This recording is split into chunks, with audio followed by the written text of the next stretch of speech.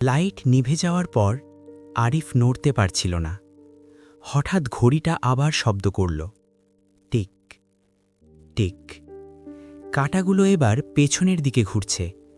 ঘরের দেওয়ালগুলো ধীরে ধীরে বদলাতে লাগল।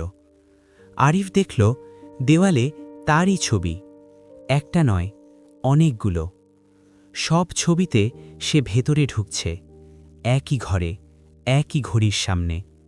পেছন থেকে আবার সেই কণ্ঠ, তুমি এবার দেরি করেছ। আরিফ চিৎকার করতে চেয়েছিল, কিন্তু শব্দ বের হল না। টেবিলের কাগজটা নিজে থেকেই উল্টে গেল। পেছনে লেখা, তৃতীয়বার কেউ ফিরে যায় না।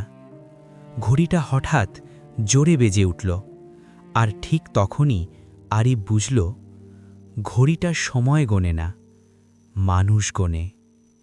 আমাদের চ্যানেলটি সাবস্ক্রাইব করো, কমেন্টে বলো তুমি কি বুঝলে, আর নতুন গল্প পেতে বেল বাটনে ক্লিক করতে ভুলো না।